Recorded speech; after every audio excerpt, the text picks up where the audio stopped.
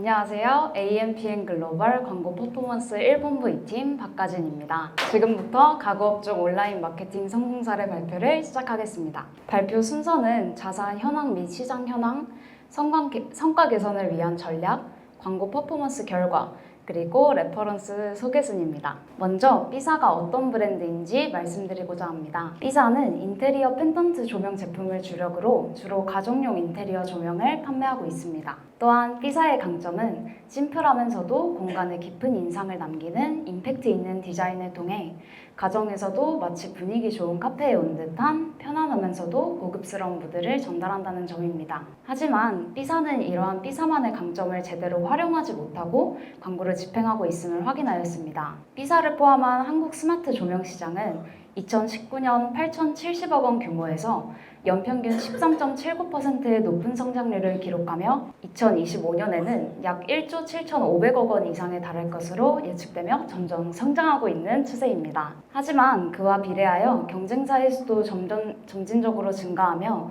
조명 시장은 매우 치열해지고 있는 상황입니다. 수많은 브랜드 속에서 고객의 선택을 받기 위해서는 단순히 제품이 좋은 것을 넘어 삐사만이 가진 강점을 효과적으로 드러낼 수 있는 구체적인 마케팅 전략이 필요한 상황이었습니다. 그럼 이러한 삐사의 특징과 강점을 어떻게 활용하여 실질적인 매출 증대를 이끌어냈는지 그 전략 수립 과정에 대해 말씀드리겠습니다. 전략 수립의 첫걸음은 삐사의 특징과 강점을 가장 매력적으로 느낄 핵심 고객군을 정의하는 것이었습니다.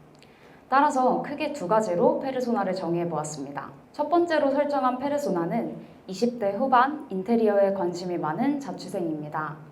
자신만의 공간을 연출하고 좁은 공간에서도 감성적인 분위기를 조성하기를 원하는 고객이며 특히 셀프 설치의 용이성 그리고 합리적인 가격대를 중요하게 고려합니다. 삐사의 심플하면서 유니크한 디자인이 이런 감성을 충족시키고 비교적 부담 없는 가격대로 나만의 카페 같은 공간을 만들고 싶어하는 자취생의 로망과 잘 연결된다고 판단하였습니다. 두 번째로 설정한 페르소나는 30대 초반의 신혼부부입니다. 신혼집의 따뜻한 분위기 조성에 집중하며 실용성과 디자인을 겸비한 제품을 선호합니다. 브랜드 신뢰도는 물론 향후 라이프 스타일 변화까지 고려하여 조명을 선택하는 경향이 있습니다. 삐사의 심플하면서도 고급스러운 디자인은 신혼부부가 추구하는 신혼집 인테리어에 어울리며 감각적인 조명으로 둘만의 특별한 공간을 완성할 수 있다는 점에서 삐사의 핵심 타겟으로 선정하였습니다. 이렇게 정의된 핵심 고객 페르소나를 바탕으로 저는 삐사가 기존에 운영 중이던 네이버 검색 광고와 GFA 캠페인을 각 페르소나에게 가장 효과적으로 광고가 도달될 수 있도록 세분화하고 구체화하였습니다. 특히 20대 자취생과 30대 신혼부부 페르소나의 연령대 및 관심사를 고려한 타겟팅, 그리고 각 그룹의 니즈와 공감대를 형성할 수 있는 맞춤형 소재와 문구를 구성하여 광고 효율을 극대화하는 데 집중했습니다. 첫 번째로 네이버 검색 광고 매체 전략입니다. 기존 운영에서 가장 먼저 발견한 것은 바로 디바이스 미분류였습니다. 디바이스 분류는 가장 기본적이면서 단순한 작업임에도 관리가 되어 있지 않았으며 디바이스 환경에 따른 입찰가 또한 설정되어 있지 않았습니다. 따라서 저는 가장 먼저 디바이스 분리를 진행했는데요.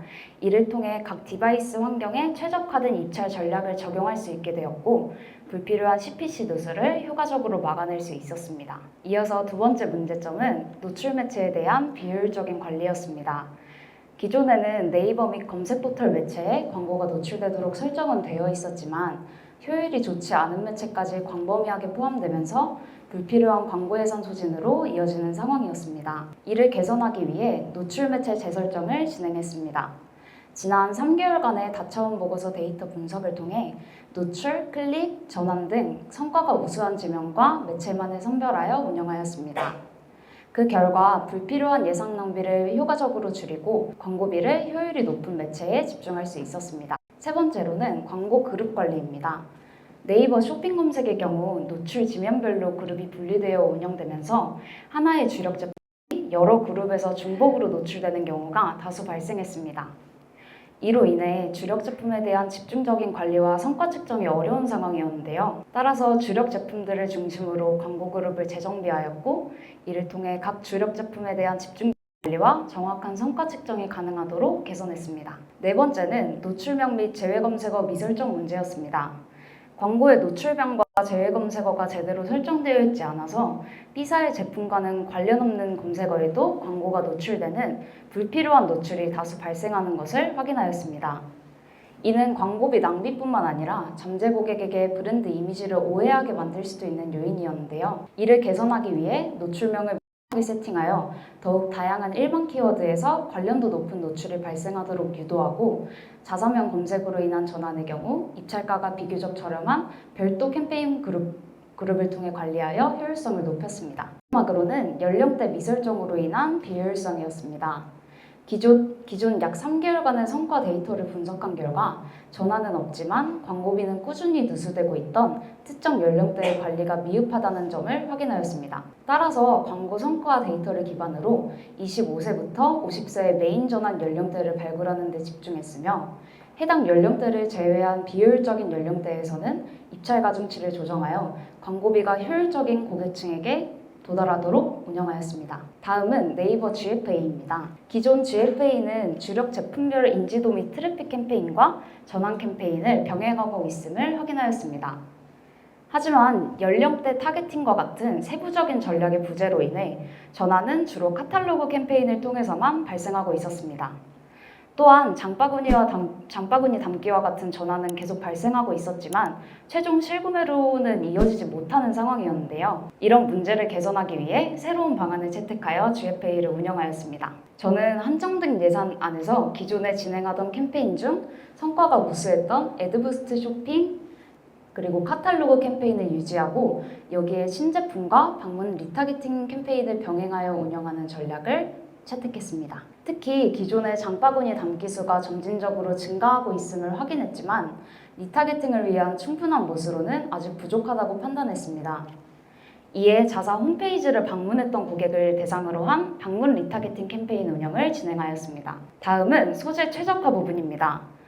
B사에서 새로 출시된 신제품의 경우 못질 없이 간단하게 설치할 수 있다는 명확한 제품 특징이 있었습니다.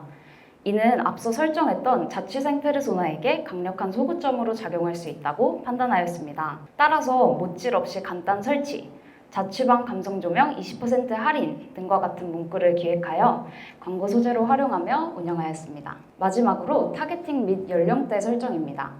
새로 세팅한 캠페인의 경우 정의된 페르소나에게 더욱 효과적으로 도달하기 위해 가구, 이사, 결혼과 같은 특정 관심사 타겟팅을 설정하였습니다. 또한 네이버 검색 광고 운영에서 확인했던 연령대 데이터를 기반으로 25세부터 50세까지의 연령대에 효율적으로 노출이 될 수 있도록 노출 연령대를 일부 제한하여 운영하였습니다. 그럼 이제 이렇게 수립하고 실행한 전략들이 어떤 결과로 이어졌는지 개선 내용을 말씀드리겠습니다. 앞서 네이버 검색 광고에서 노출 매체의 비효율성, 자사명 키워드 관리 미흡 등 여러 문제점들을 진단하고 이에 대한 개선 작업을 진행하였습니다. 그 결과 B사의 검색 광고 캠페인 전환 수는 이관 후 약 2배 상승하였으며 전환 매출액은 약 600만 원, 로아스 또한 약 150% 증가의 성과를 낼 수 있었습니다. 또한 GFA의 경우도 이관 전에는 세부 전략의 부재와 낮은 실구매 전환율, 그리고 카탈로그 지면 전환값만 있던 상황이었으나 캠페인 전략 재정비를 통해 소재 최적화와 타겟팅 조정을 진행하였었습니다. 그 결과 B사의 GFA 캠페인의 경우 이관 후 전환수와 전환 매출액은 2배 이상 상승하였으며 로아스 또한 약 140% 개선되었습니다. 저는 이러한 데이터 분석을 통해 문제점 진단부터 효과적인 전략 수립, 그리고 실질적인 운영을 통해 여러 퍼포먼스를 개선해 왔습니다. 이제 이러한 실질적인 성과 개선을 이끌어낸 저 박가진 마케터에 대해 소개드리고자 합니다. 저는 컴퓨터 공학을 전공하였으며 재학 중 데이터 분석 관련 자격증을 취득했을 만큼 데이터와 분석에 강점이 있는 마케터입니다. 하지만 저는 단순히 데이터를 분석하는 것을 넘어 이 데이터를 어떻게 활용하여 실질적인 퍼포먼스 마케팅 성과를 창출해낼 것인가에 더욱 집중합니다. 단순한 숫자의 나열을 넘어 데이터를 통해 고객의 숨겨진 니즈를 파악하고 최적의 전략을 실행하여 매출 증대로 이어가는 것. 그것이 제가 추구하는 진정한 데이터 마케팅입니다. 마지막으로 저와 함께하며 성과를 개선했던 광고주분들을 소개드리고자 합니다. S사는 오프라인 기반의 매장이나 온라인으로 광고를 집행하면서 다매체로 운영을 했던 곳이고 운영 결과 평균 로아스 500% 이상 달성하며 성과를 유지했던 곳입니다. 다음 K사의 경우 비교적 소규모 예산으로 고관여 제품을 판매하는 곳이었습니다. 까다로운 시장 환경 속에서도 로아스 400% 이상을 꾸준히 유지하며 예산 대비 높은 효율을 입증하였습니다. 마지막으로 I사의 경우 시즌성 이슈와 상품별 객단가 편차가 심했던 브랜드입니다. 취급하는 품목과 카테고리가 무척 많았지만 네이버 매체 단일로만 집행 중이었기에 보다 체계적인 상품별 광고 그룹핑 및 운영이 필요했습니다.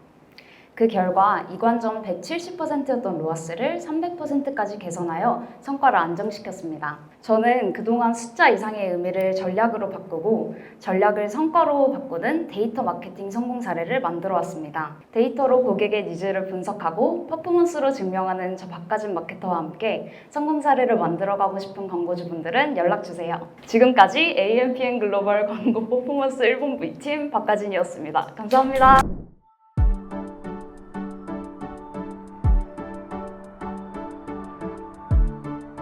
구독과 좋아요는 컨텐츠 제작에 힘이 됩니다.